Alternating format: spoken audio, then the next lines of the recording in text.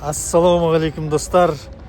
Біз қазір мынау елорда, яғни еліміздің астанасы, Астана қаласына келіп қалдық. Бір жолымыз түсіп, осы жақта бір жұмыстарымызбен. Енді талай жерде де көріп жүріп қой, талай ғимараттарды да. Енді мынау ғимарат қандай ғимарат деп ойлайсыздар? Айтыңыздар шал. Мен өзім бірінші осы жерден жаңа таксиден түскеннен кейін келе жатқан жерімізді жан-жағымызға қарап таба алмай қалдым да. Мына ғимаратқа айтам, Гүлекеңе айтам, қасымдағы жолдасыма, әйеліме. Мынау біз келе жатқан жеріміз сияқты. Мынау бір акимат сияқты ғой деймін да. Шынымен де акиматқа ұқсайды. Және акиматқа ұқсағанда да біздің ауылдағы акиматқа ұқсайды да. Бір үлкен қаланың жаңағы елорданың акиматына емес. Содан біз негізінде вокзалды іздеп келгенбіз, Вокзалға келдік, ана жерден түстік. Бүйтіп айналдырып көрсетейінші. Түстікте сосын таба алмай жүрдік. Мә вокзал қайда? Мына жерде деп. Сосын әрі қарата Гүлекең әрі қарата кетті. Мен былай қарата кеттім. Сосын қой мына бар, жақындап барып қарайыншы деп. Мына жерден түскеннен мына жерде қонақ үй деген жазу. Анау кішкентай қызылмен жазып тұрған сөз қонақ үй деген сөз. Мен Гүлекеңе айтам, қой мынау немес гостиница емес, гостиница деппін ғой. Вокзал емес, мынау қонақ үй сияқты. Ар жаққа баршы, ана вокзал ана жерде сияқты қарап келші деп қоямын. Мен қолымда сумка бар, үлкен сумка. Содан ол қайтып келіп, қой жоқ, мына жақ емес, мынау сияқты деп.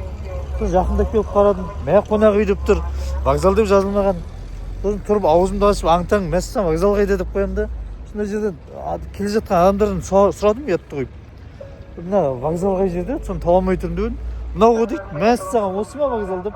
Ішіне кіріп жақындасам, ішіне кіргеннен кейін барып вокзал екеніне көзім жетті ғой. Содан не керек енді айтайын деген, Астананың адамдары сіздер көріп отырсаңыздар, емесе осы вокзалға қарасты адамдар сіздер көріп отырсаңыздар, осы мына жерге бір маңдайшасына үлкен қылып бір вокзал деп жазып қойларыңызды сұраймыз. Оны содан менде енді қой өзімнің үлесімді қосайын бұл вокзалдың вокзал болуына деп.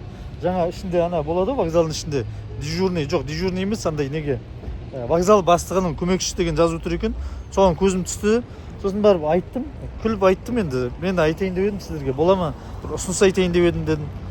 Шошып кетті көздері бақырайып. Жоқ, қорықпаңыздар, жалоб емес бұл, жалоб емес тек. Жай ұсыныс айтайын деп едім. Айтыңыз аға деді. Сосын айттым. Мына вокзал екенін таба алмадым дедім. Жаңа айтқан мен далаға қарай кетіп қала жаздадым. Мына қонақ үй деп мен кірмей кері кетіп қалдым. Ішіне келгеннен кейін барып білдім. Жаңа айтқаным бәрін айттым. Сіздерге енді ұсыныс дедім.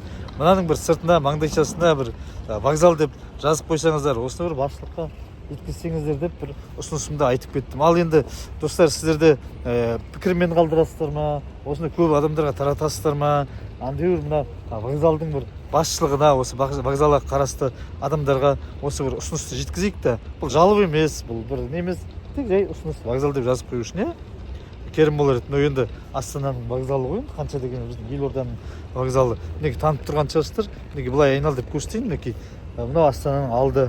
Вокзал дегенде бұл ескі вокзал ма білмеймін, бірінші вокзал. Негізі бұрын біз Астанаға келгенде басқаны Нұрсұлтан деген вокзал бар, сол жерден мініп жүредік қой. Бүгін билетіміз осы жерден тап болған екен. Ал сол достар, рахмет, қолдап қойыңыздар.